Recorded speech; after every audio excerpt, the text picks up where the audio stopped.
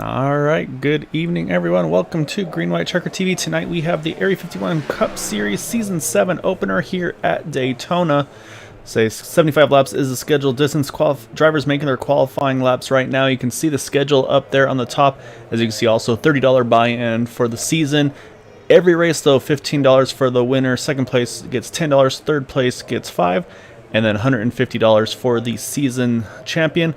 And also a big change here, Dale, is the 3 tire set limit. Before it's been pretty much unlimited tire sets, so that's going to be a big change for these drivers. Going to have to kind of pick and choose when they want to use these tires up. Obviously not really an issue here tonight at Daytona, but as we get into kind of the meat of the schedule, that's definitely going to play a role in, I think, some of the driver strategies going forward.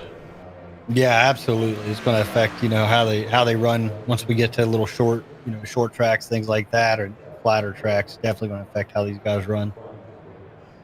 All right, so it's going to be a little bit of a, not interesting, but a little different thing we got here going on here tonight. And we're going to start that off, and we'll show you by pulling up our starting grid. You're going to see some regular faces in here, but not from the Thursday series, from the Sunday Super Speedway Cup Series. They're over here trying to beat up on the Cup regulars, if you will. So I'll say starting on pole position is going to be that one of Gabe Butler, Dude Conrad second. Then you got Travis Turnmeyer, Kevin Hash, some of those Super Speedway regulars, and say our defending champion Larry England qualifies in that 5th position. Then you got Bud Steele, Josh Garner, and James Lee. 9th through 16th, you've got Ryan Kelly, Todd Merkel, Lewis Woodall, Chad Wilkes, Charles Johnson, John Brill, Roy Grandy, Andre Guerra. And then 17th through 24th, Brandon Pasalacqua, Robbie Richards, Michael Cruz, Michael Spell, Skylar Brown, Kevin Brown, Maxwell Caldwell, and Andrew Paleschi. And then the remainder of the field here, 25th through 29th there, you got James Ledford, Mark Brown, Jim Brooks, Nicholas Winook, and Thor Tulo. So some new names this season looks like, Dale, which is always something you'd like to see. Definitely some new names and faces with the league. I say you got some family affair as well. So I don't think there's any relation between Skylar Brown and Kevin Brown. But so I'm trying to find the names again. But there is actually there's also a Mark Brown. Oh, sorry, that's what it is. Mark Brown and Skylar Brown. That's Skylar is Mark's son, so pretty cool to see father-son here. We've seen it before with the 17 and the 71 as well with Chad Wilkes and Mitchell Wilkes. So let's say we'll see them. So maybe if Mark is feeling generous, maybe he'll adopt Kevin tonight too. Yeah, it wouldn't be a bad guy for them to adopt. Kevin Brown is very, very fast at these super speedway tracks. Yeah, he really is. I mean, obviously we know, say he's done a lot of super speedway racing, so it'll be fun to see what he's got in store for him. Say one thing we will try to do some here this season is we're going to try to have, we mentioned before on the Tuesday series, have an in-race reporter. So say we're going to try to pull him in real quick before they get going here. And that is going to be the 94 here of Maxwell Caldwell. As you see, starting to roll off the pits now. So I said I don't think we'll bother Maxwell too much while he's getting up to speed in that number 94 machine. So let's say Maxwell, obviously looking forward to start up with Season 7 here. Say obviously biased, but loving the paint scheme, of course. So what's the thought process to start things off here at Daytona? Oh, man, first off, excited for Season 7. This is going to be awesome. Excited to see you guys broadcasting again. Excited to represent you, man. But just the ideal here is just to hang out in the back. We got a couple teams kind of just going to hang out with us, and we're just going to try to make it to the end of this and see what we can't do in this season opener. Kind of a crapshoot here, but we're excited for it. Yeah, so definitely a big schedule change this season. I know you're excited about some of the additions going into it. So kind of a little less on the cookie cutter side and a lot bigger range of tracks this season. Absolutely. We got tracks that fit all the different driver styles, not just a few. So believe it or not, I'm not a fan of all the cookie cutters. I'm kind of excited to go to a short track, go to a mile track, go to even a road course. I mean, it's just exciting things. I hope everybody tunes in and gets to check it out. So good luck. See you going through 3 and 4 here, so I'll let you get focused, and good luck tonight. I appreciate it. Y'all enjoy it up there. All right, that is Maxwell Caldwell. Actually kind of perfect. He was lined up next to the other Green White Checker TV car. That's the 93 of Kevin Brown. Say one of our other drivers, Chris Jabot. Say not here tonight, but he's painted that really good looking paint scheme. We'll have to pull that one in as well. It's like kind of nice little mix between. You got the green and black and kind of more of a black and white between those two of them. As I said, though, green flag is out and we are underway here at Daytona. Not really surprised with these front about 6 cars. These are regular guys we always see running up front on these super speedways. So not surprised at all to see them where they're at. Yeah, say it's kind of what we suspect we'll see tonight for sure. Say, obviously they kind of got broken up a little bit on the Super Speedway Cup Series on Sunday nights with the new team setup that they're working on trying out. So we'll see. Say obviously there's none of that tonight, so they can do their damage like we see them do week in week out here tonight though. So I think that's what I suspect we'll see tonight is these guys get lined up with one another and try to control this pace. But again, there's gonna be some competitors that they haven't had the likes of racing with. On the Sunday series, like Maxwell, Caldwell, Larry Yingling, so they're going to have some tough competition with them, even though we know how strong they are here.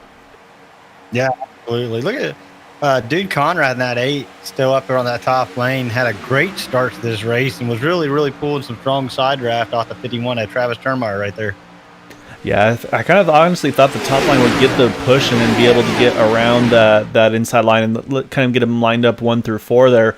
Hasn't quite panned out that way. Again, still very early, and so you obviously going to have a lot of differing strategies. I'll say one of those big strategy differences is the 18, not sure by choice or not, but Roy Grandy unfortunately had to start from the pits, so he's already 18 seconds down, and of course without a draft, so he's going to be losing a lot of time here as they run under green here. But again, though, a handful of new faces here in the series. I say that's obviously a really nice thing to see. One of those towards the front right off the bat is going to be that 99 of... Actually, that's not the 99. It's the 09. There we go. Josh Garner. He's in that green and white machine there. Say right now running about the 4th car in the inside row here. I think it's Monster Energy sponsorship on his car.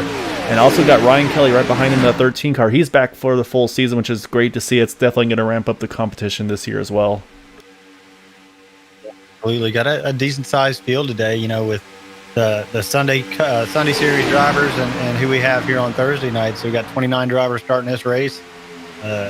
Should be a real good show. Yeah, I think it's going to be exciting. I say we'll be curious to see how these guys all kind of work together. Another one of those new faces as well, James Lean, the 54 Caterpillar car there on the outside line. Also about, I think, also the 4th car in that line. So you got 2 of the newcomers here, wasting no time, though, running right up here with the group, the lead pack here. Same thing goes for the 29 there as well. Lewis Woodall in the number 29 machine. I say he's right there in this lead pack as well in that Pepsi car. So it's great to see some of these guys doing that. I say the more I look, the more they're all right there, too. The 32, trying to get a good view of him. That's Michael Cruz. He's also right there. He's just outside the top 10 right now, but he's gone from 19th to 14th in this opening stint. We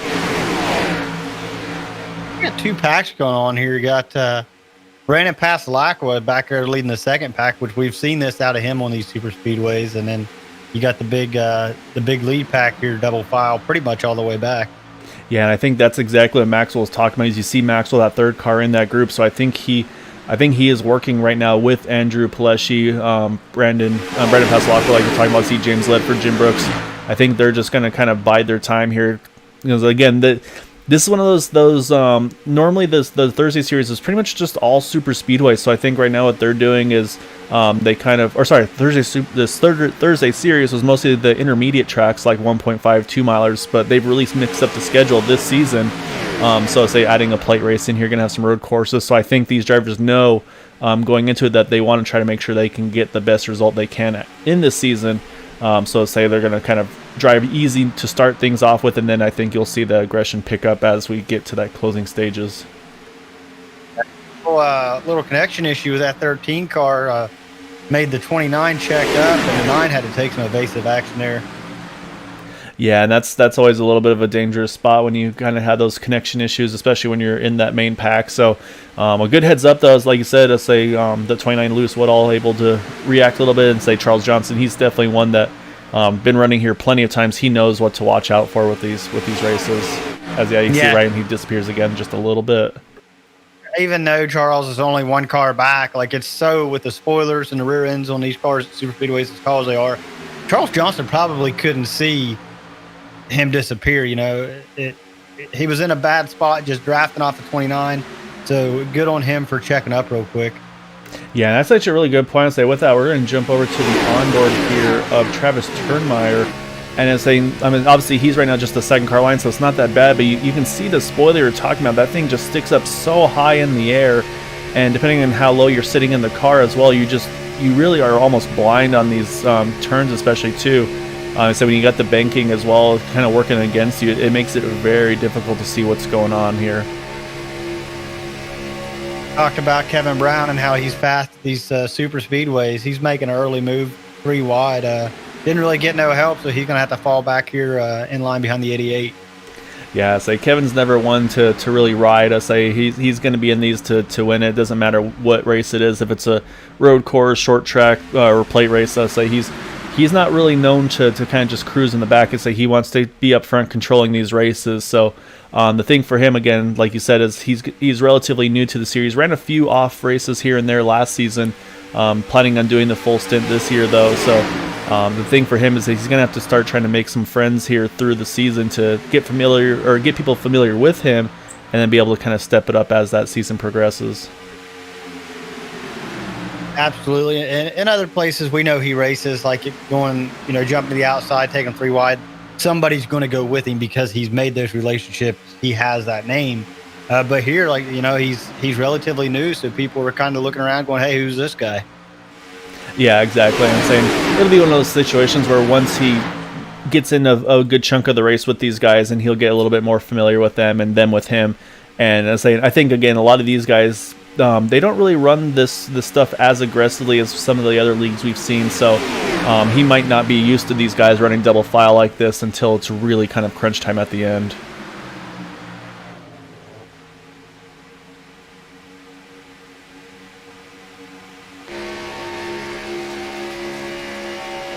So right now, front row still pretty much holding even here between those two. You can see every so often you'll see Travis Turdmeyer there. He'll peek out a little bit, try to get a little bit of clean air on the nose. Again, the big things for these cars are going to be the oil and water temperature. Seems like the oil is the one that jumps first, and then the water afterwards. So you want to try to keep these things in about the mid to low 280s is ideally about the max you want to get these to. We have heard that you can get them up to about 300, but the thing is, once you do that, it's really risky. And even if you get it cooled down, there's no telling that second time by it might actually pop that motor.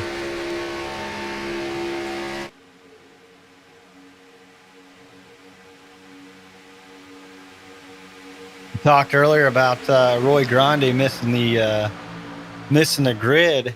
He's about half a track, I guess, a straightaway in front of the leaders right now. They'll be coming around here in a couple laps and having to make a move on him. Yeah, you're right. And he's running in the 47s, compared to leaders in the 44s. So I don't know. I say again, starting from the pits. So I don't know. He's rocking the Keystone Light sponsorship this evening. So I wonder if maybe maybe he lost his partnership with Taco Bell. Hopefully the relationship's still going to be okay between the two of them. But yeah, you're right, though. He's going to need a little bit of help to get back in this. Also, the 19 of Andre Guerra, he also lost this draft. Not as far back as the 18 is, but yeah, he's going to be in that similar situation here. But yeah, I'll say just another lap or two. It's going to be a little bit tight here for these drivers to try to squeeze that 3 wide to get him down a lap. At Talladega, it's not so bad. Talladega is a wider track. At Daytona, it gets very, very dicey. Yeah, I mean, like you said, yeah, Daytona and Talladega, let's say similar tracks, but in reality, very, very different tracks.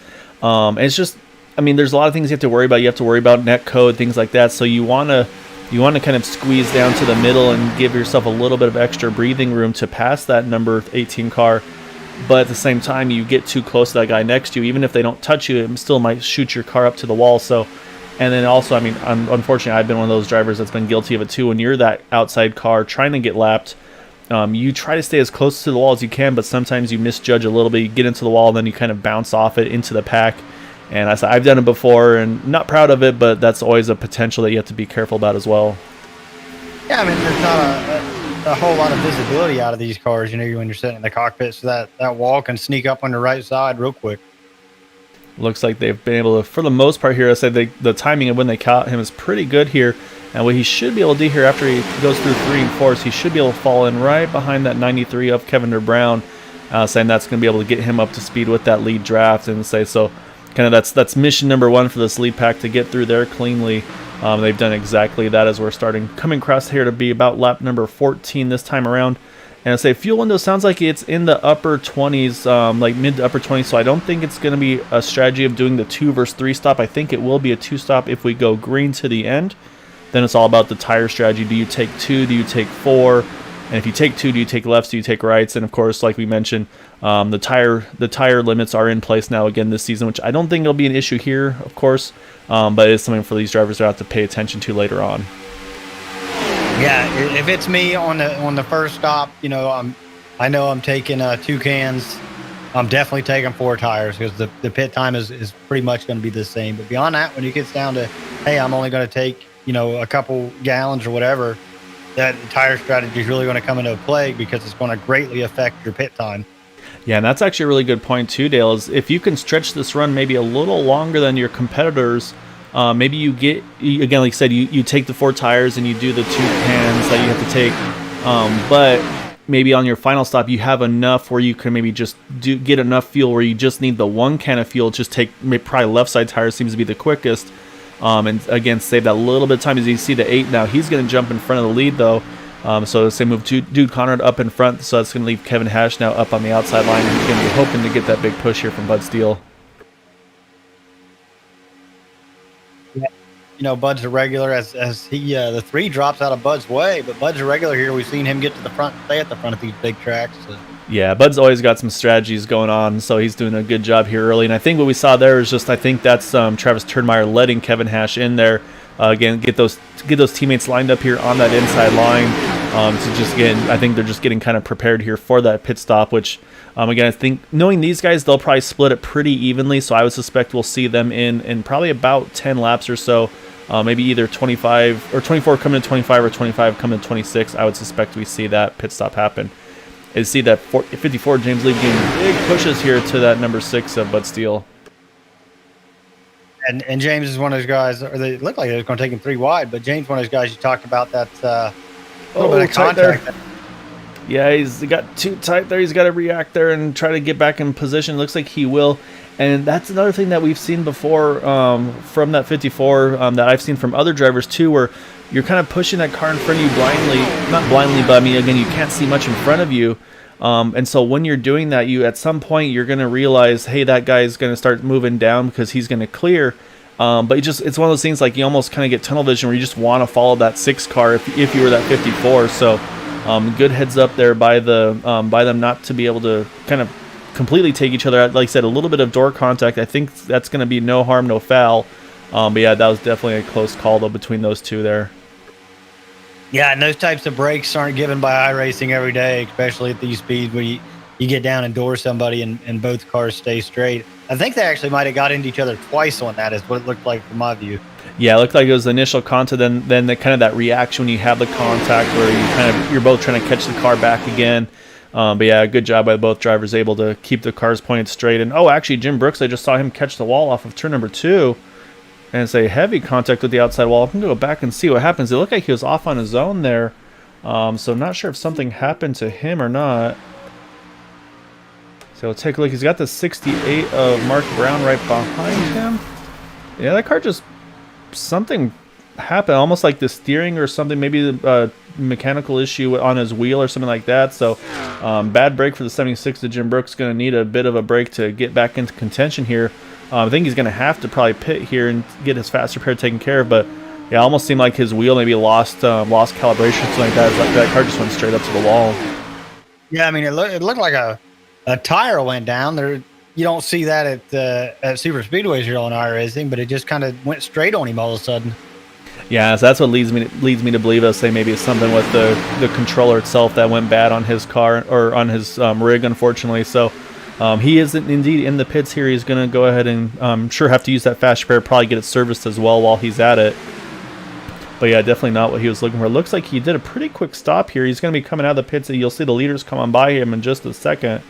So this will, of course, put him trapped a lap down. But I think what he may have done there is just change his strategy a little bit. Maybe just fuel only in that 76 car, or even maybe just jump the fast repair and get back on track as quick as he can. But unfortunately, it looks like he will most likely lose the draft here as he's trying to get back up to speed here, but I think it's just going to be too far to reach there.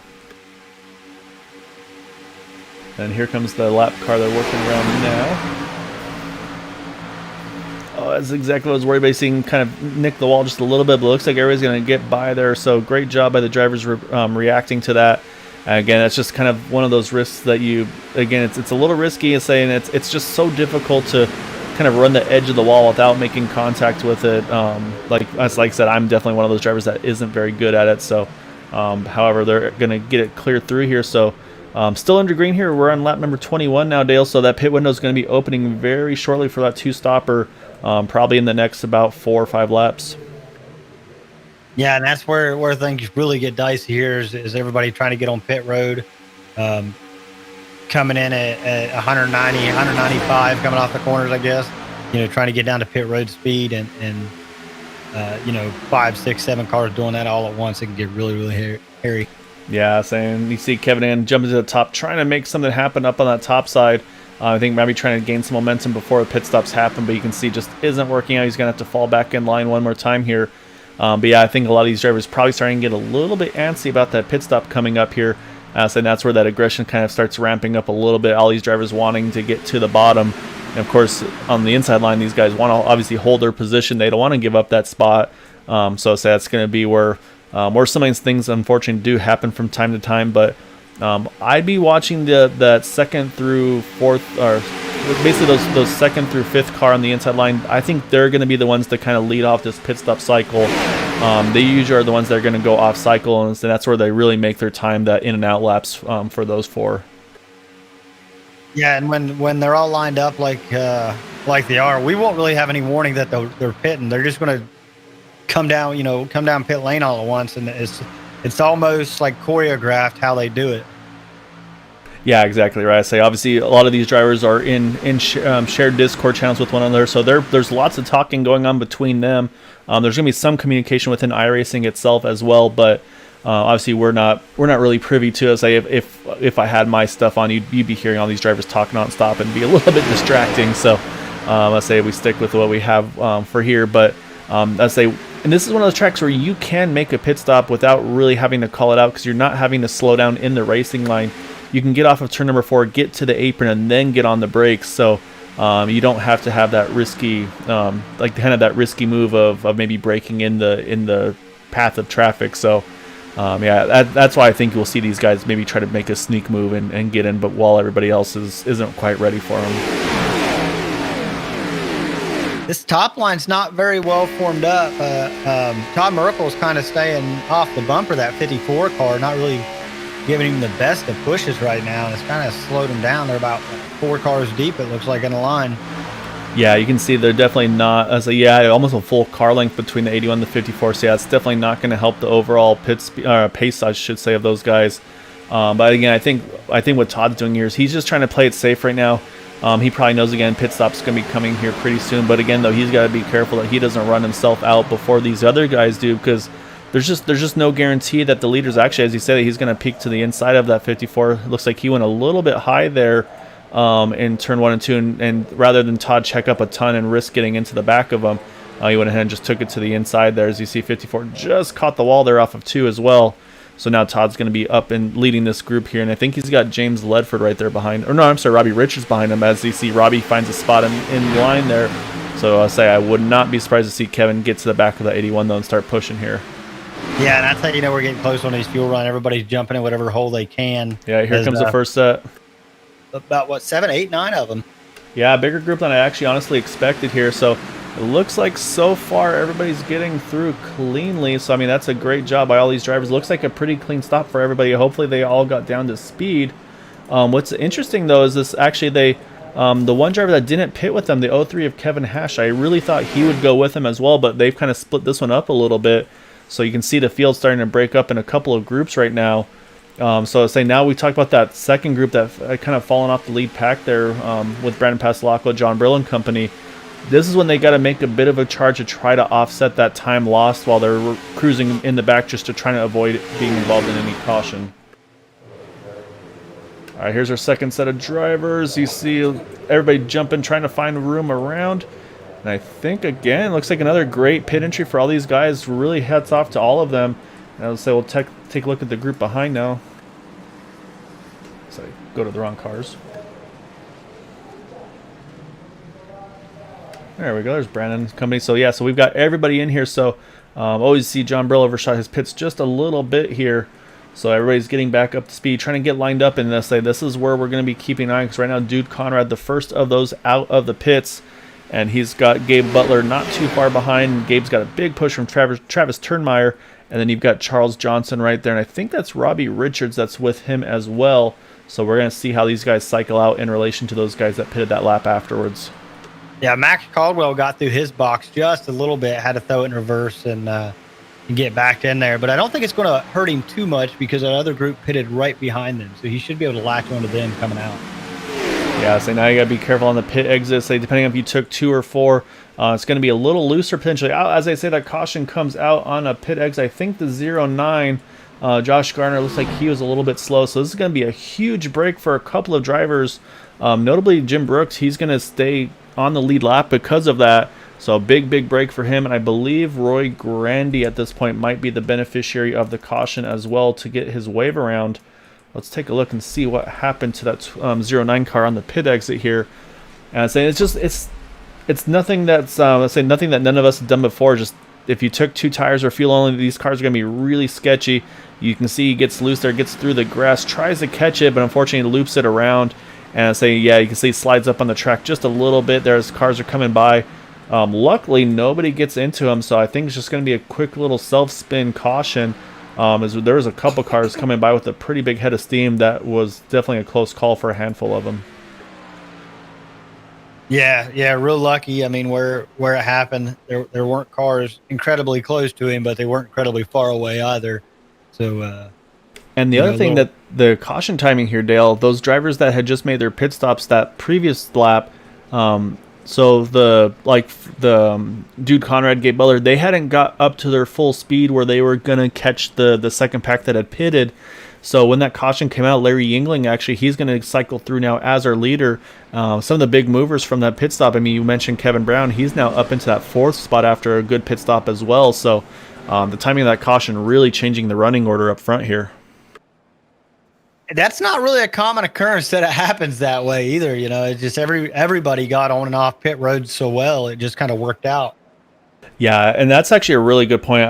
Hats off to the drivers there because, again, a lot of these drivers are new with one another. They haven't raced together before, but to be able to make those pit stops that they were able to do in a big group like they were without anybody getting into the back of one another. Looking at the pit stop times too, I don't see anybody having any speeding penalties, anything like that. So just great job by all those drivers. And so we want to take a look on the Lucky Dog side of things. I think it's going to be up. Here comes Roy Grandy. Not Grande. I keep wanting to do that. He's going to get his lap back, which will give us 28 cars back on the lead lap. Unfortunately, the 19, Andre Guerra, he's still going to be trapped 1 down here. So he's going to be hoping for 1 more yellow to get back into the mix here. So, all right, so we're under yellow. So this might be a good opportunity. Let's go hunt down our in-race reporter one more time of Maxwell Caldwell. It looks like Maxwell went ahead and took advantage of this caution and went ahead and got some more fuel in that 94 car.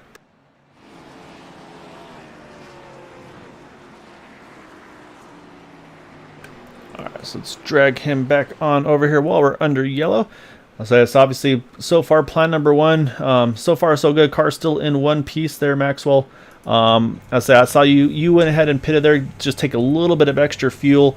Pretty much everybody, I'm guessing from here is safe to make it on 1 stop, right? Oh yeah, should be able to. I know that caution kind of took our group by surprise. We had everything planned out, and as we come out of the pits, all we know is we hear yellow, and we're like, oh no. So it kind of shook things up a little bit, but I was outside the top 10 and thought, I took left sides on that pit stop, thought might as well just come get the right sides, add a little more fuel in it, and see if I can't just go a little bit farther. Yeah, I mean, it's definitely a strategy call you can do. Say Dale and I were even talking about the potential of if you can get that fuel number low enough to maybe just need the 1 can instead of getting that 2nd can hooked up. Obviously, it saves a ton of time. Is that something you guys are thinking about? If you can get low enough on fuel needed to make it to the end where you don't have to risk the that 2nd can, I guess you'd say? I don't know. I don't run these races enough, like on the Sundays and stuff, to know kind of how this 70% fuel, 75 laps goes. But I kind of think no matter what, you may have to take 2 cans here because we were just now. 25 laps and 25 laps is kind of pushing it for the 2 stops. So I think regardless, you're gonna have to take the 2 cans. But I could be wrong. I say these things, you never know what's going to be the right strategy. So I'll say, see, the one to go is back on, so we'll get you back up there. And I'll say, good luck the remainder of this one. Thank you. Feel free to check in anytime. All right, that is Maxwell Caldwell, our in-race reporter for tonight. So a few drivers there, Dale, went ahead and topped off on that one to go as well. It's going to be, it looks like Gabe Butler, Travis Turnmeyer, Duke Conrad. I think I also saw Jim Brooks in that group as well. So a handful of drivers go ahead and topping off. Andre Guerra as well in the 19 car. Smart move, I think, for him as well. Might as well top off there, because if you can go that little bit further, if you get that caution at the right time, that might be able to cycle you back on the lead lap as well. Yeah, and he's the only car currently scored as a lap down. So if everything goes well for everybody and everybody stays in the draft, if there's another caution, he'll be in that position to get it back. But with that, he just needs to stay out for as long and stay in the draft for as long as he possibly can. Yeah, so the one thing that those guys that topped off do have to be careful about is they're going to be restarting all single file here out the back. So they got to make sure that they don't fall too far behind on this initial start, because we've seen that before where they lose the draft on it. So pace truck is heading in, so it's going to hand it over to Larry Yingling here on this restart. And you can see Larry's going to go maybe just a little bit early there, so hopefully everybody's able to react in time. But you got Larry Yingling on the inside, Ryan Kelly on the outside, and right behind them Chad Wilkes on the inside line, Kevin DeBrown on the outside line. Yeah, and both Chad Wilkes and Kevin Brown are up there pushing, trying to make ground, but not really happening on the top line as of yet. Yeah, so it's going to take a lap or so for that top line to really come in. To say on these restarts, especially if it's a late race restart, you really want to be on that inside line if you can. But obviously you can see, though, as they start getting down the back stretch, speeds are starting to kind of get back up to their normal running order, and Ryan Kelly starting to kind of get his nose just to the side, almost ahead at the entry of turn number 3 there. Yeah, I really haven't seen a whole lot of action up on the top side so far this race. So I'm hoping we start to see it. We know Ryan Kelly can get up there and lead this thing. Kevin Brown behind him and Michael Spell. All three of these guys are really fast, so I think we're going to see some action here. Yeah, I mean, we know how good of a pusher Kevin is too. So I mean, I wouldn't be surprised to see him get to the back of that 13. I'm giving him a big shove right there. You can see he gets to the back of him. You can see the momentum just right as we talk about it.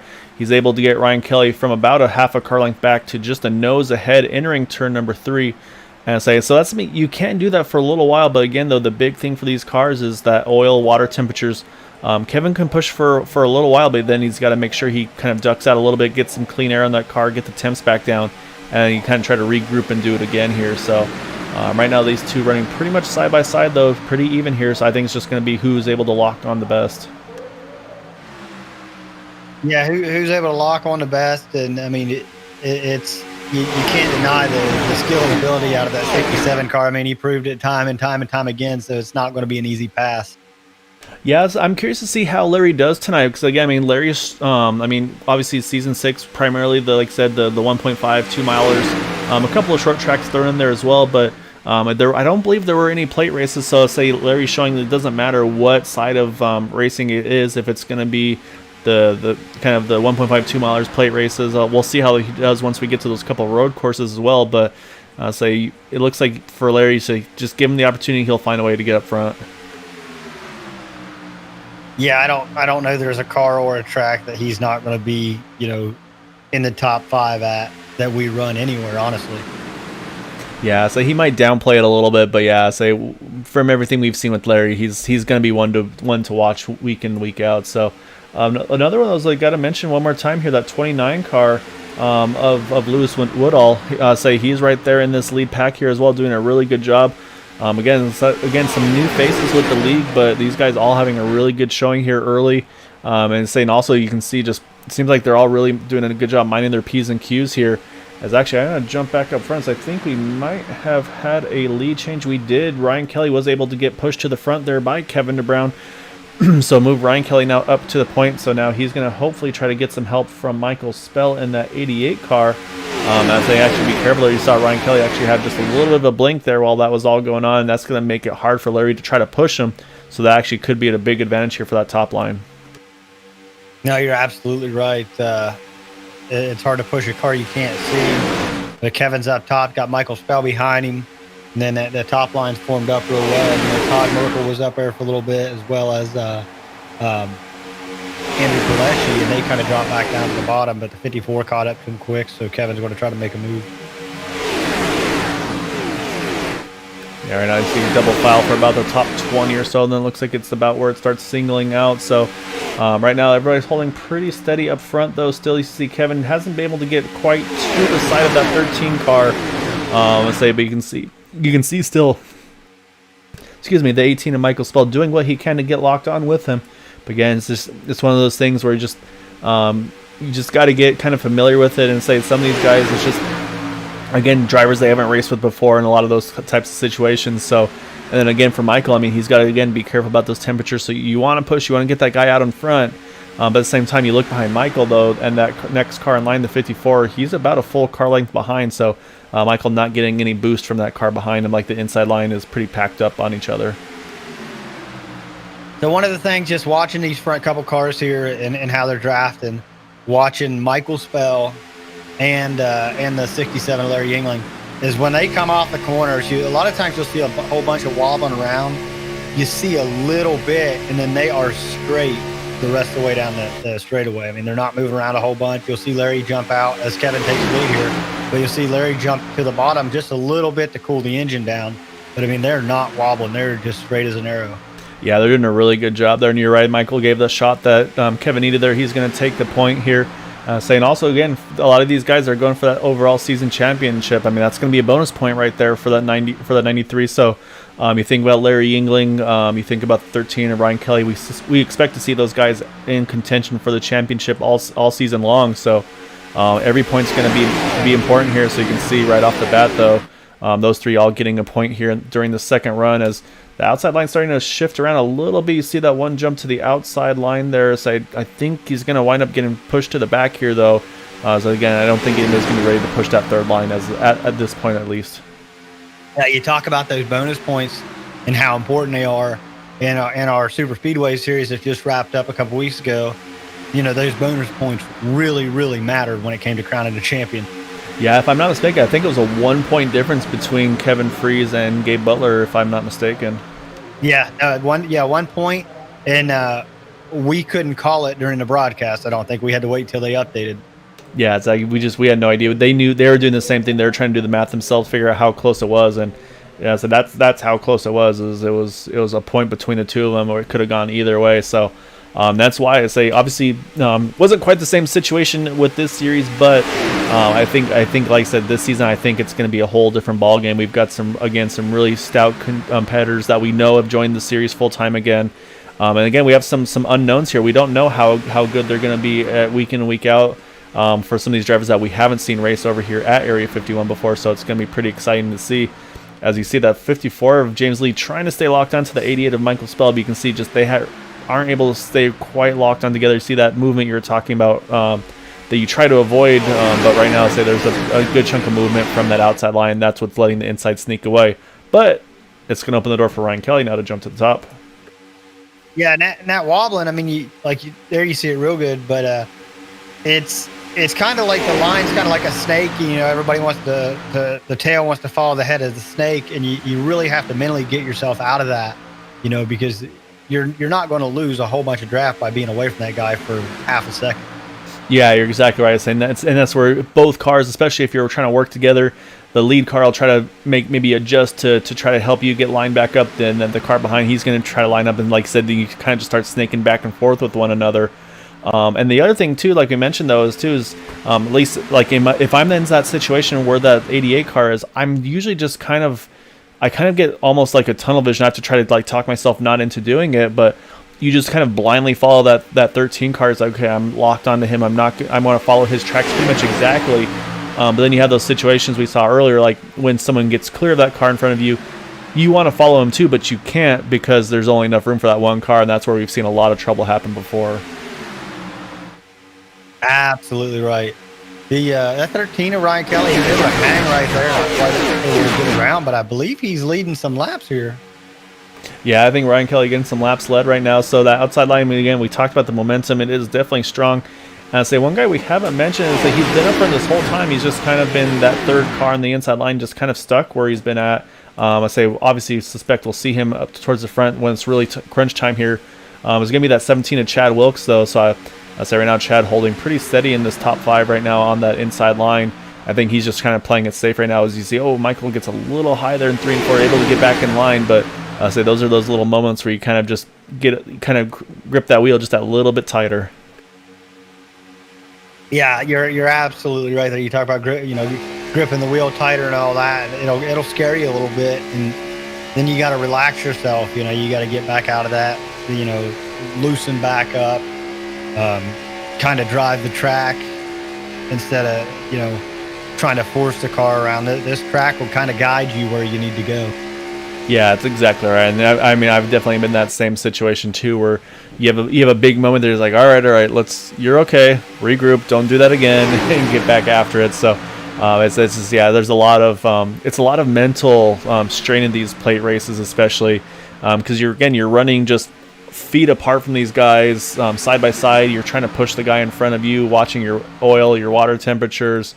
There's just so much to try to keep an eye on that.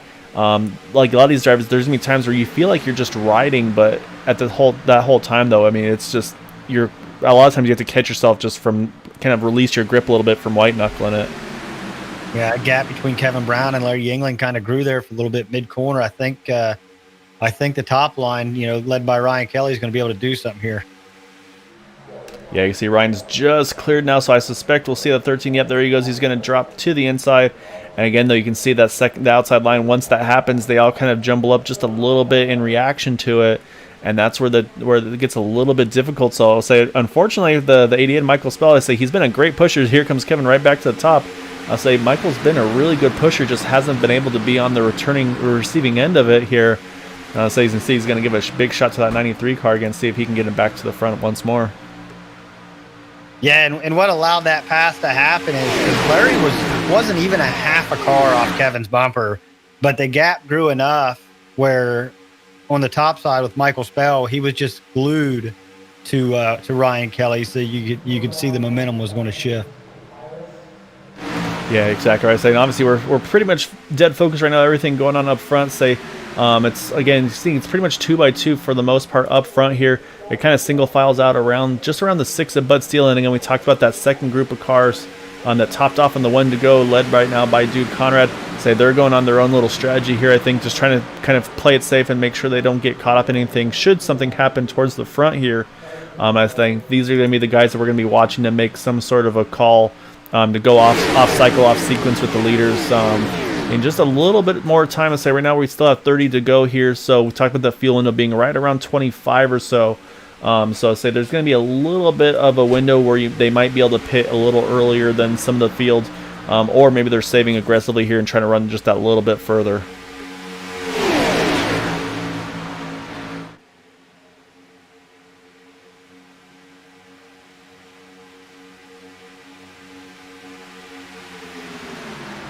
Try to jump around a little bit. A few guys we haven't really had a chance to talk too much about so far tonight. So one of those is that 68 of Mark Brown right now. Mark in the right outside the top 10, or right at the top 10. And we mentioned the father-son deal there too. And right behind him is his son, the 10 of Skylar Brown. So again, really fun to see those two locking on together, trying to work together here. Obviously, not a lot of place for them to go at this point in the race, but they've been able to find each other on track, which is actually honestly pretty difficult to do at these tracks. To be able to line up with your teammates or partners in these races. So yeah, see those two working together, and obviously their goal is going to be to try to be in contention to work together and try to push each other to a win here tonight. Yeah, dinner can be a little awkward if you hang old dad out to dry, I think. So I think he's where he needs to be.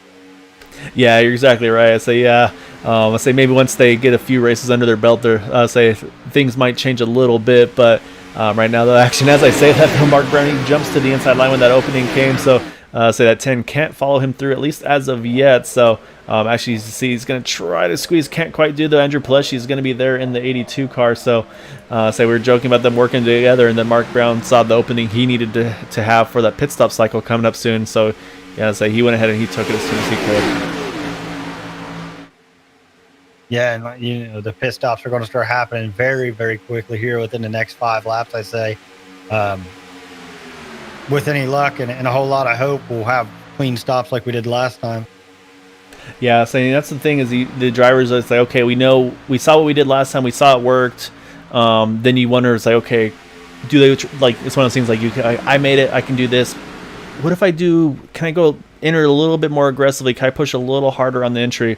That's usually where things really start to kick off. But the ones I'm going to be watching, are going to be those kind of cruising in the back, the ones that topped off on the one to go. Those are being still led by that 8 of Dude Conrad. So those are going to be the guys I'm going to be keeping an eye on, because that's kind of when I'm in that situation where I know I have a little bit more fuel. Once that pit stop window opens, you kind of try to get to the top and start to start getting away, or start trying to gain the ground that you're behind, I guess you'd say, to be able to offset that pit stop difference. Because right now, I mean, if they pitted, they'd be pitting with about a 2-second deficit to the leaders here, just based on track position. Yeah, and one of the guys that we know is a regular at that strategy is the 21 of Brandon Pasalacqua, running in 22nd right now, I believe. Looks like he started 17th, but he's running a new paint scheme. Yeah, say Brandon, when let's say we've seen the pretty much the all black Miller Lite car to the all white one. I say now he's got the blue Miller Lite scheme. So it's a really good looking paint scheme too. I like that one on him. I say try to take a look at the rear bumper of his car. Looked like he might have a little bit of a center punch. As I said, here comes some of those teammates we talked about, the 8 and company. They're hitting the pit road now here. And you see a big entrance there by the 8 of Dude Conrad. You see Jim Brooks. He said, you know what, I'm going to go for this too. So you got four of these drivers here trying to pit together and see if they can make something happen.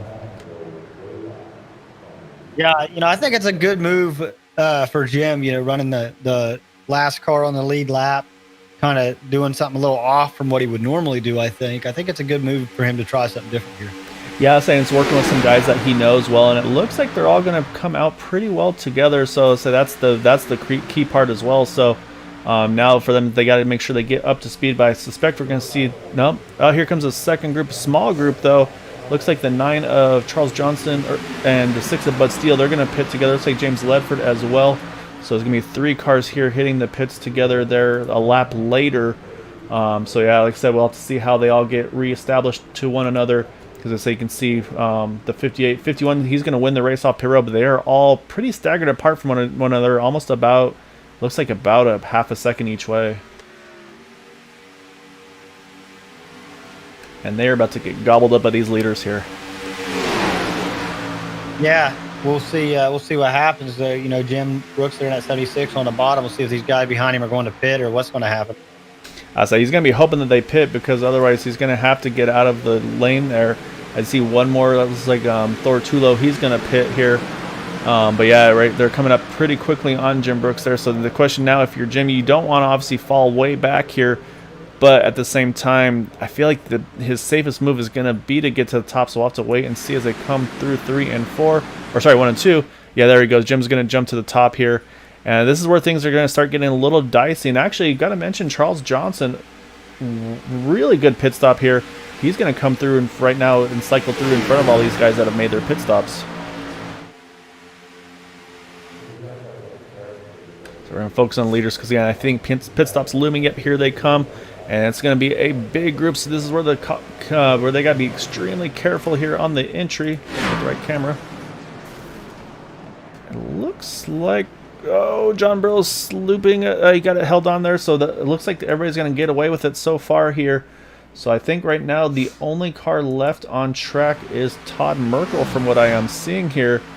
And we talked about Jim Brooks trying to line up with those guys in the pit stop. Unfortunately, it looks like he has not been able to keep up with them on that pit exit. So I think once everything cycles through, it's going to come down over to the 51, I believe, of Travis Turnmeyer. As he's getting a little bit of help from Gabe Butler, and you see 3 more on their way, not too far away. I was watching the 10 of Skylar Brown there on entrance. Looked like he almost got a little piece of the inside wall, and then he overshot his box by about a full box and had to throw in reverse. The good thing for him is the size of this pit group. He's able to tag back on, although he did lose quite a few positions. Saying second group, a really good pit stop again for him. You look at who's leading this group again. One of the new faces, Lewis Woodall. I say he's going to get this car up to speed. He's got Chad Wilkes right behind, or actually, no, I'm sorry, he's got Ryan Kelly right behind him. Then you got Chad Wilkes and Larry Yingling, and then you've got Kevin Brown there trying to hustle up and catch those guys as well. So again, looks like all these guys again clean entry, clean exits. Todd Merkel, he ran long on his pit stop, 1 extra lap. He's just now leaving his pit stall, but that one lap by himself is going to cost him a ton of time, unfortunately.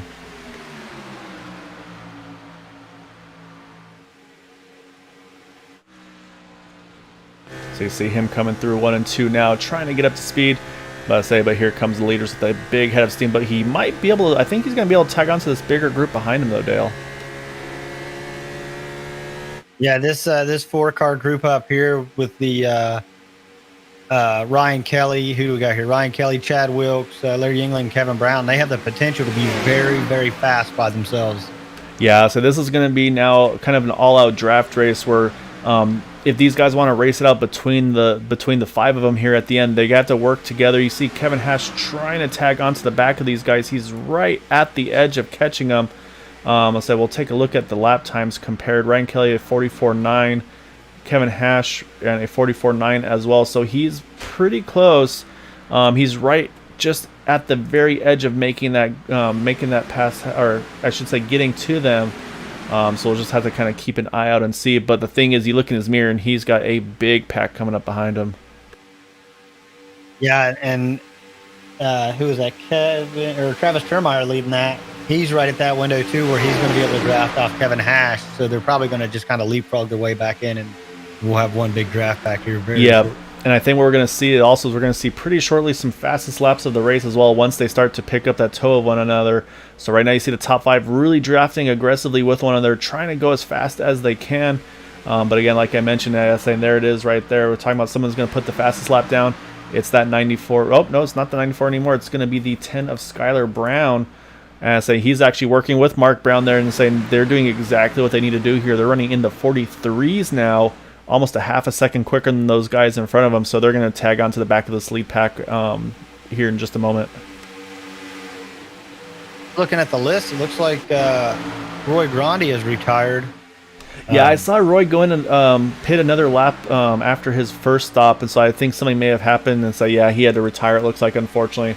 Roy was in that lead pack there, just unfortunately looks like that pit cycle might have kind of got him out.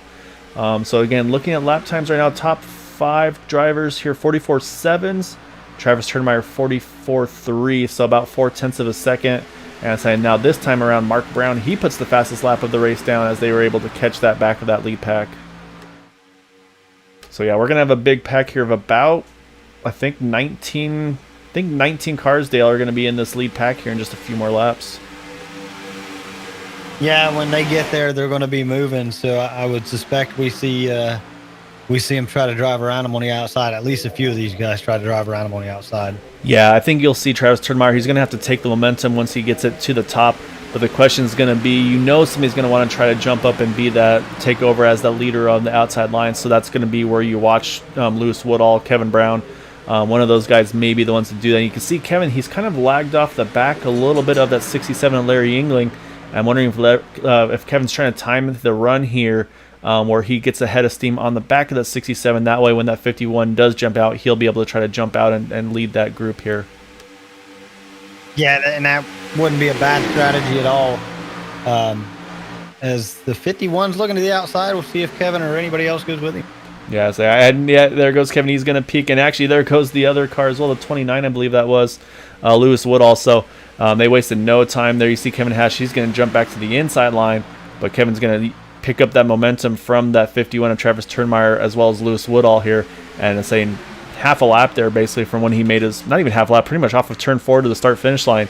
He's able to get alongside that 13 of Ryan Kelly. Yeah, but Ryan Kelly liked to see that kind of move too, because what they did was they checked up, Travis Termeyer, Gabe Butler and company, who had, a lot more momentum before or when they started to go around than when they had to slow up for the 93 and 29 there. Yeah, they definitely would have had to check up just that little bit. And you saw Kevin was almost able to clear Ryan Kelly, just couldn't quite do it. So he had to get back in line a little bit there. And I think you saw that check up that outside line just that little bit more. But again, you see Kevin getting a big push from Lewis Woodall here down the tri-oval.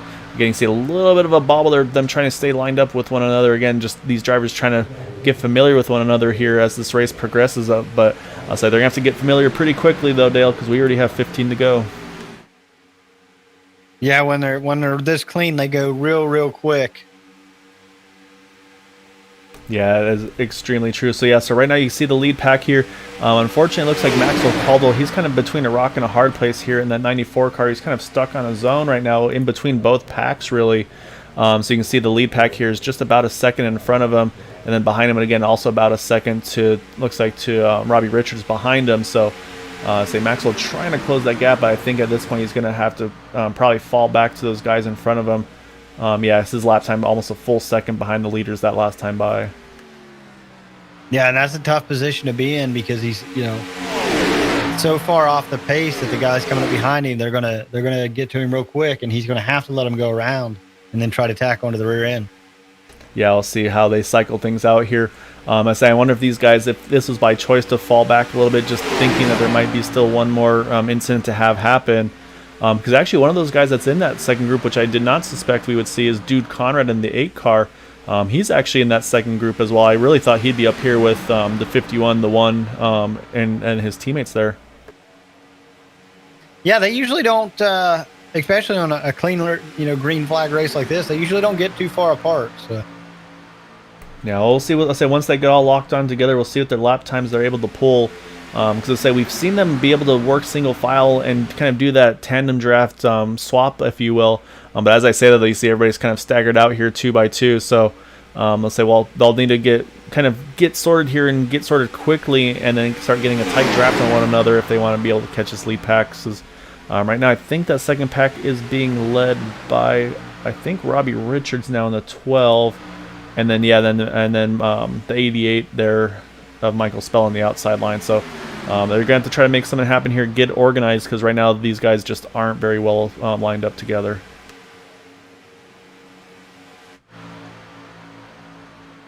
Yeah, pretty much 2 by 2 by 2. Nobody's really giving big pushes. Everybody's just kind of riding here on the front draft pack. Yeah, so they're all within about half a second of each other. So right now we got 1st through 12th in this lead pack.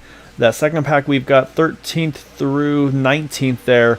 So say they're gonna have to get lined up here and start being aggressive on the push. And say we've seen those the Team Bootknocker guys, like we mentioned, Travis Turdemeyer, Gabe Butler. We've seen the tricks that they can pull, where they line up single file. That basically you kind of tandem, and then once that second place car he gets hot, he jumps to the top, he moves back, and then you kind of just rinse and repeat. We've seen them put some really fast lap times going down that way. So that's I think what these guys are going to need to do to be able to close that gap. But right now the lap times just are not showing. The leaders in the 44.7s, that second group in the 45.3s. Yeah, they're going to have to figure something out and do it quick. Coming 11 to go right now. So. It looks like they have gone single file now, Dale. So that they might be kind of finally. Well, no, as I say, I see a 2 jump to the top side. So I think just unfortunately they don't have the organization that they need to have to be able to close that gap. And there is a third group much further back, unfortunately. And it's gonna be looks like James Lee in the 54. We'll jump back and take a look at them here. You see Jim Brooks right there as well. You got the 19, the 33, Nicholas Winook. So I'd say some of the regulars, some of the new faces as well. So right now, just kind of 3 distinct packs right now running together here. Kind of watching the 51, Travis Turdemeyer. You got him and Gabe Butler and Charles Johnson all lined up here on the top side, waiting for them to for their patience to run dry, and then try to take Kevin Brown in that 29 car on the outside. Yeah, you wonder when that move is going to happen. At some point, I feel like that third lane is going to form. The question is, when do you make the call? So we have 10 to go here. We're going to get single digits, 9 to go this time around at the line. So yeah, the question is just going to be who and when will the move happen.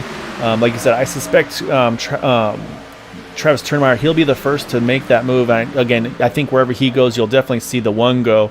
Then kind of the question mark is going to be the 9 and the 6. Do they join that party as well? And again, I think if Kevin Hash can get lined up with these guys, Kevin is one of those teammates as well. I want to say Kevin might be running the full season here on the Thursday season as well. So say Kevin also, again, he might be one of those wild cards as well, depending on see what line he's going to work himself to, because right now he's pretty much pinned to the inside line, that's exactly where all these guys are right now. And so you just kind of wonder too, are some of these guys is Kevin right now in the 93, is he maybe just trying to work this draft a little bit and not clear the 13 and just really wait till it's really go time to really kind of go and get that big push from that 29 to try to get the lead here once it really counts at that towards the end?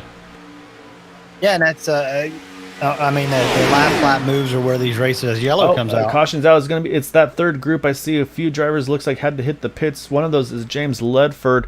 Yeah, he's got motor damage, so say that's going to change everything here. Say it's going to go from being that 3 group to pretty much a full pack again. So let's go and see what happened here.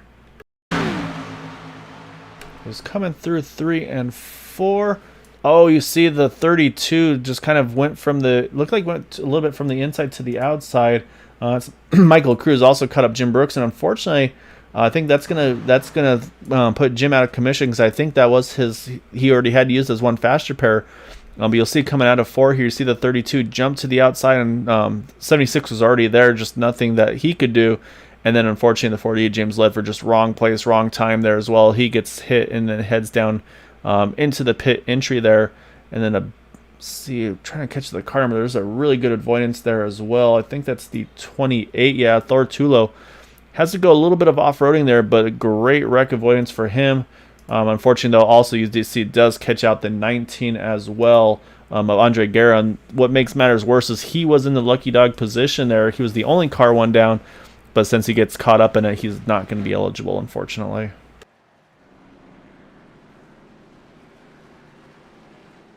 Yeah, Andre's not going to be able to get his lap back, and unfortunately, Jim Brooks, like we talked about, he's going to be done, as he does not have another faster pair. Yeah, so I mean, at this point now, the question is, does anybody feel comfortable again? So say this is, hence the channel name. Let's say we do have up to 3 attempts of a green-white checkered finish here at Area 51 Racing League. So does anybody top off and have a little bit of extra fuel in their tank? And right now it looks like the answer is no. Looks like Michael Spell, he's going to be the first of those to hit the pits with Maxwell Caldwell, Brandon Pasalaco. So looks like you're going to have maybe about 5 or so here go ahead and get a little bit of extra fuel. Actually, I'm looking at the back of the 88 car. Looks like a little bit of right rear damage to that 88 machine. So it looks like he may have had some contact. He's going to use the faster pair there. So say Michael is going to be out of faster pair, so he's going to have to hope that he doesn't get caught up in anything in these final restarts.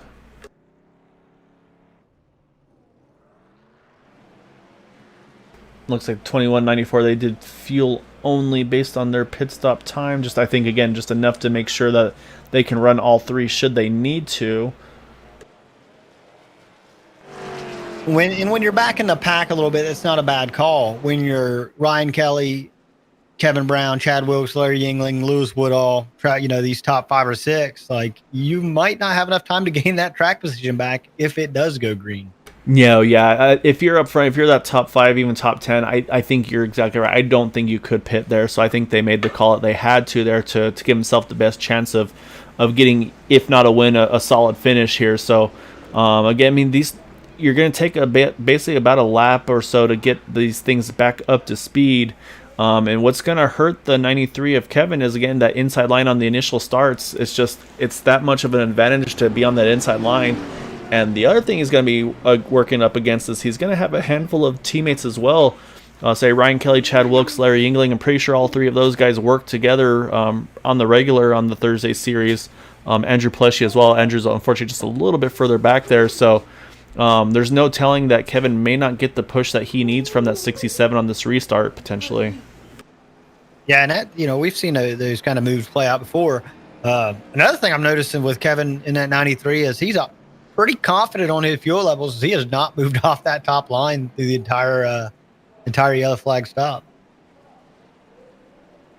Yeah, you're right. So he's been running that top side, and he's been leading that top side as well. So I'll say him and Ryan have definitely been using the most fuel of anybody. I am looking at the pit stop time. Kevin and Ryan both had about 12 and a half second pit stops. Then I look at drivers like Travis Turdmeyer, Lewis Woodall. They only had 8.5 or 8.4, 8.2 second pit stops. So you wonder if did they take a little bit less fuel in those cars, or maybe it's just the tires versus fuel only. Because that's a 4 seconds difference between those 2 pit stops.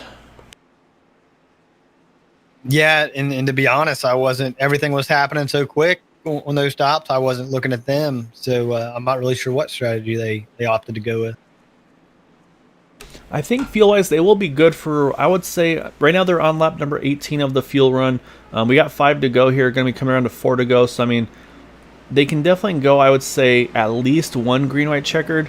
When you get to that second and third one, I'm not feeling as confident about it. But again, I mean, this is one of those gambles, risk versus reward. Do you take the gamble and hope that you get this race done under green or under maybe one green-white checker, or do you kind of just assume you're going to have all three? So, I mean, these guys are going to be going for the win, obviously, so you guys stay out here. Whereas those guys like Brandon, Maxwell, Michael, they're kind of banking on maybe having a couple attempts here.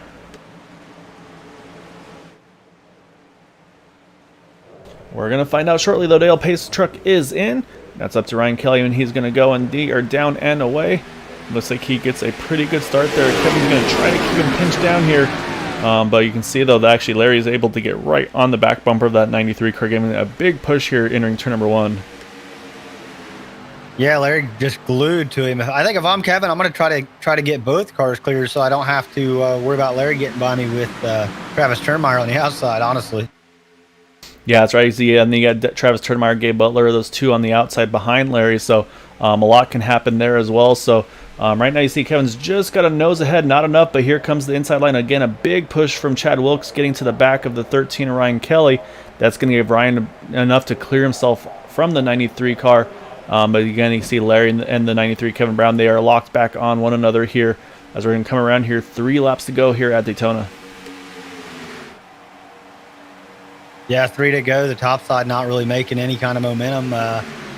Maybe pull a fender on him and then fall back in line in the corner. So maybe they're just playing games and waiting, but we'll just have to wait for 2.5 more laps to see, I guess. Yeah, so this is usually where you'll see the outside make the run, and you can see it is starting to happen just a little bit. So you can see the 13 and the 17, they were locked on, but Larry had to get off of the back of Kevin there. I think Larry probably got a little bit hot there, so he's had to separate it just a little bit here. And that's where it gets difficult on that outside line, is you want to make that push, you want to go as hard as you can. But I'll say again, I mean, Larry's going to be in this for the big picture, so he's got to make sure that he keeps that engine all the way to the end of there and come across here. 2 more to go. Yeah, and Larry Youngling's a guy who's going to really mind his temperatures and pay attention to what's going on, and it's difficult to do at these tracks. But he's going to definitely pay attention and mind his temperature so he can time a run, perfectly. And that is exactly what I was going to say, Dale, is they're probably going to wait until they get that run. But here comes that third line. We just talked about it. And you see the 51 and the 1. They've decided is they've had enough waiting. They're going to jump to the top, see if they can make something happen. That's going to be Gabe Butler, Travis Turnmeyer. And you can see they've already just about got even here. So we're almost 3 by 3 here as they come through 3 and 4, trying to get to the white flag. Again, if they get to the white flag from there on, we have a race, and they will just race it out to the finish. And it looks like we're just going to get there. So white flag's out, 3 wide at the line. We'll see who's going to come across to the finish in the top spot. Yeah, I figured either Larry Yingling or Kevin Brown would have jumped up there in front of Travis Turnmeyer and took the run off of him, but everybody stayed in line, so now it's a 3-way drag race. Yeah, now it's all about who can get the push at the right time. Say right now you can see the 93 and the 13 pretty even. The 51 starting to make a charge here entering turn number 3. So it's just going to be all about it. So you can see the whole field here, 3 by 3 by 3 by 3, all the way back that you can see.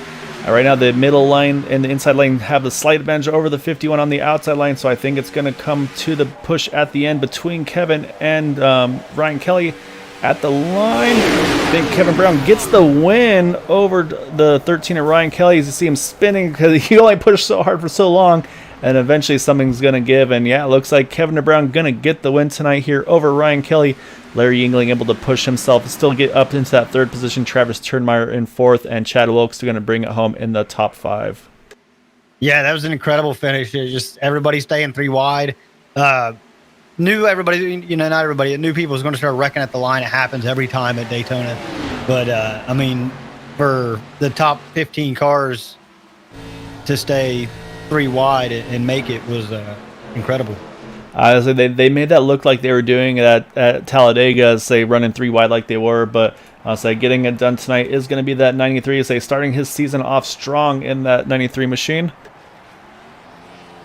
As he slides it through the grass, getting the win here. Goes through the Daytona infield paint there. It's going to out. You talked about Dale going into it. Kevin's a good plate racer, and he was able to do exactly what he needed to. Found the guy that he was able to trust behind him, get the pushes he needed. And he's going to get that win tonight.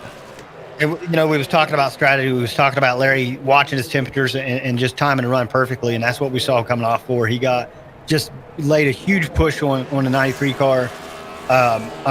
Almost cleared Kevin and Larry. He was pushing so hard, and it was just at the perfect time, where he didn't have to back off. He could just stay glued to him all the way to the end. Yeah, exactly right. I think Kevin's going to make sure there's no engine left after this one tonight, doing the burnouts there. Now I think he's maybe had just enough for the moment. So what I was going to do before I want to make sure we catch the burnouts, though, is I want to go back and let's watch that final lap there coming to the checker. Because just the push that we saw from all these guys. So I'm going to start off here, Dale. This is the white flag right here.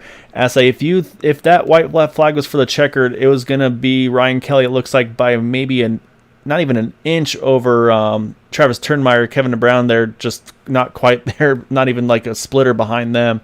But this is how they ran the rest of this last portion of the race, all 3x3 here. Just hats off to these guys. I mean, that's impressive. Yeah, it's so tough, especially exiting, coming off 2 and coming off 4. I'll say obviously we saw everything at speed, so we're going to slow it down here to once we get to the start-finish line. But again, you can see everybody's lined up here. You see Travis Turnmeyer, he gets the advantage he needs entering turn number 3, but unfortunately, the inside or the outside line just doesn't have quite the push they need to coming out of turn number 4, and then from there on, that's where the drag race came in here. So we'll slow things down here so we can get a better look. You can see, yeah, you're right though. I mean, at that point, Kevin's almost cleared of Ryan Kelly, but he's going to stay with his pusher there. Then yeah, as we said, as they come through the line here though.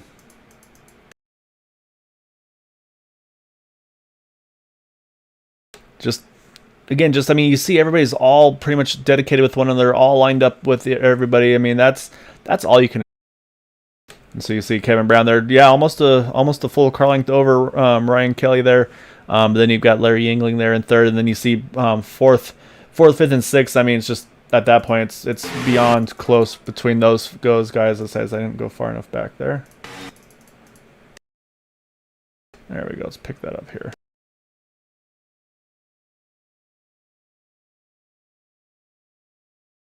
So you can see how close it was, Travis Turnmeyer and the 17 in Chad Wilkes. I want to say it was maybe a thousandth of a second. So, just what a race, though. Yeah, it's what we've come to expect at Area 51. I mean, if we're being honest about it. Yeah, you're exactly right. I was curious to see how this is going to go. With different names, different faces, and kind of just a mixed bag of some of the super speedway regulars and everything there. So with that though, I'm going to grab our third place finisher. It works out pretty well because it's going to be our defending champion as well, Larry Yingling.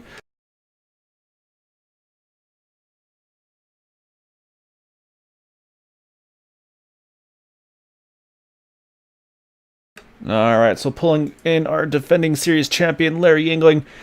Well, I think Kevin found a good pusher there at the end. We were curious to see if you're going to try and make something happen. Obviously, you had your teammates around you, Ryan Kelly on the inside with Chad Wilkes there.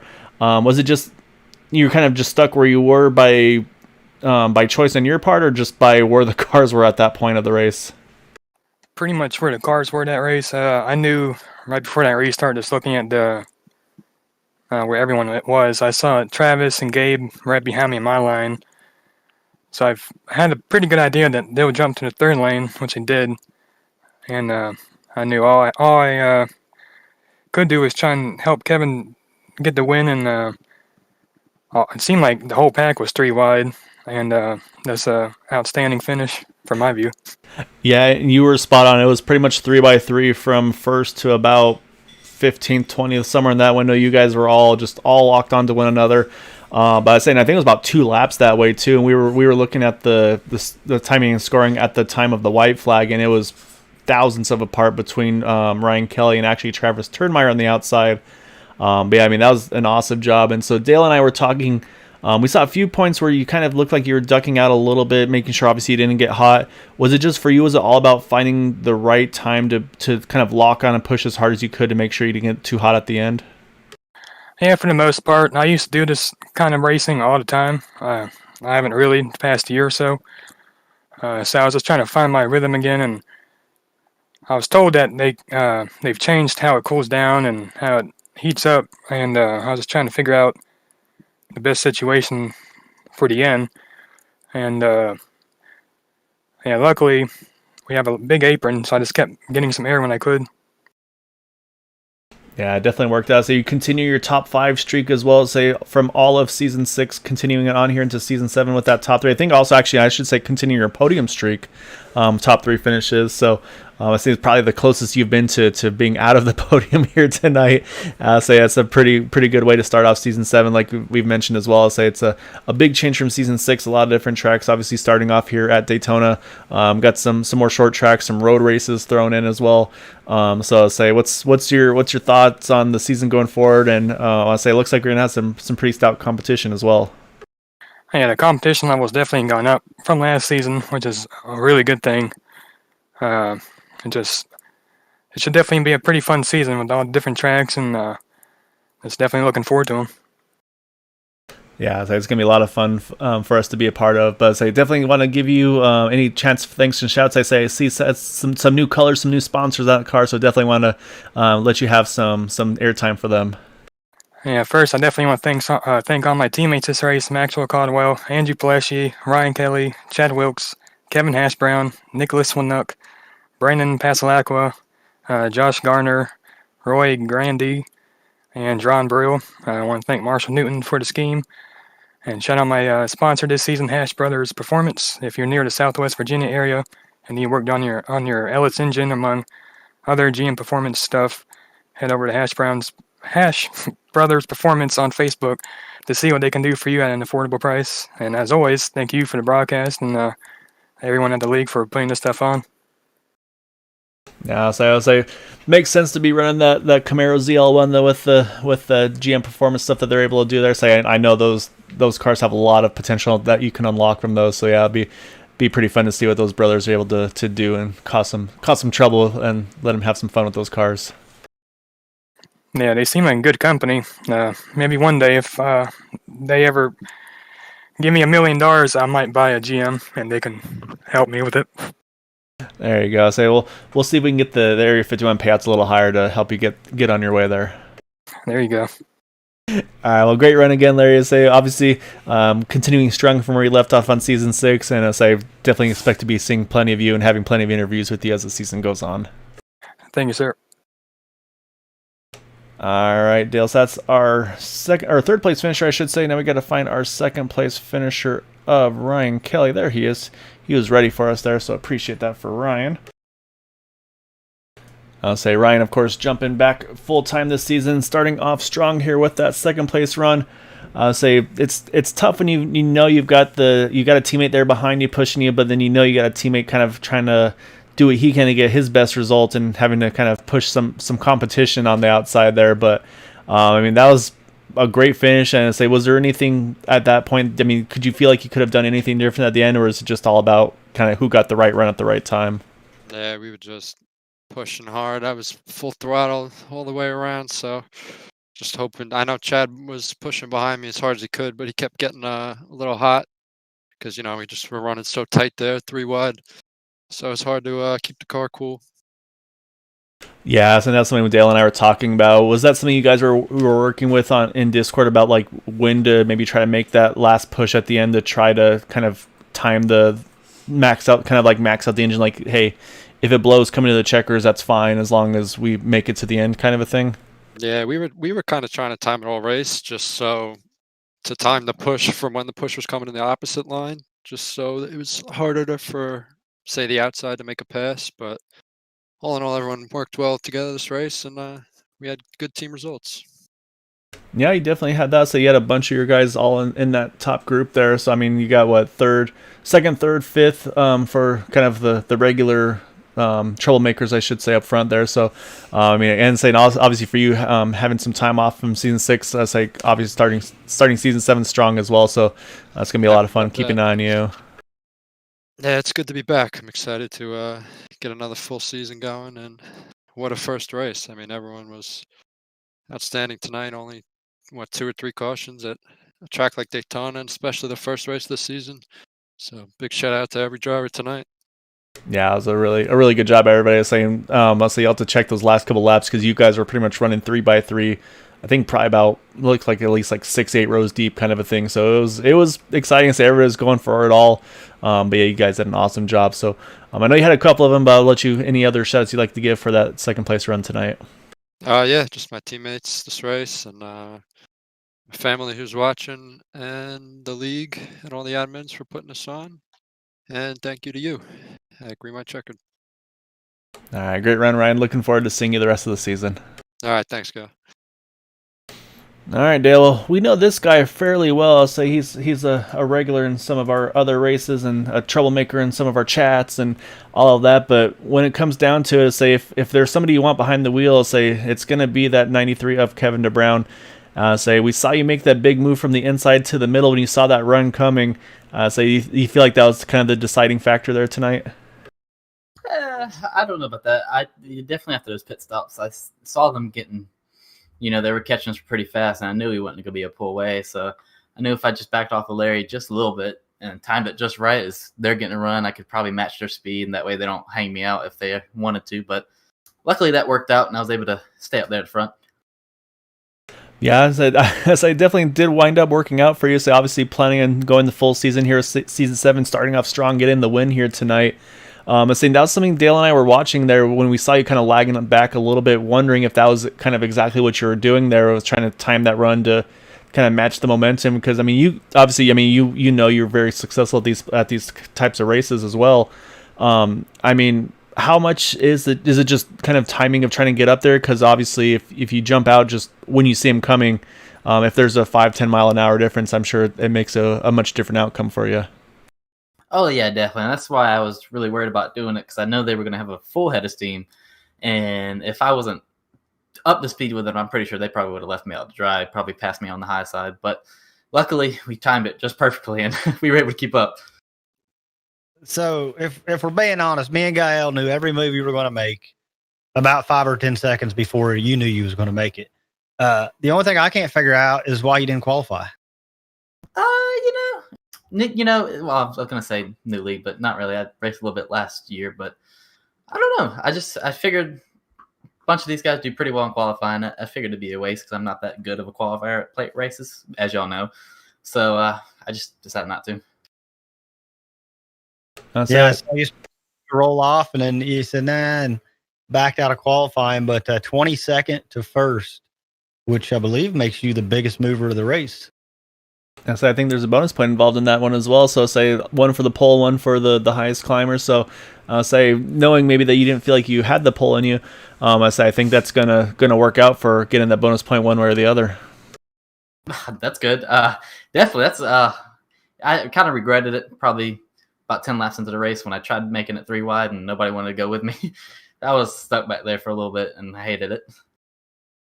Yeah, it was something Dale and I were talking about. Say you like to be, especially at these races, you like to be up front, kind of dicing up and kind of, if you can, of course, in control of the race as well. Say so. How difficult was that for you to kind of have to work your way through that first whole pit cycle without being able to claw your way to the front there until after that first pit stop, or you're able to jump to the front afterwards? Oh, it was so difficult. Oh, I was so impatient. I was sitting there hoping somebody would go up there with me, and unlike other leagues, I don't have any teammates here. So no one wants to go with me, and kind of a new guy here somewhat. So I'm sure nobody wanted to go with me at all. So I was just sitting there riding, hoping something would happen. But, luckily we got out front at the end there and won it. Yeah, he made the right moves at the right time. I'll say starting obviously season 7 strong here, getting the win tonight.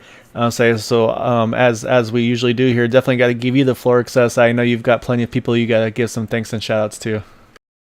Yeah, definitely. I'd like to thank Chris Caboo for painting the paint scheme, Green White Checkered. Appreciate y'all sponsoring me and racing this paint scheme. Let's see, who else?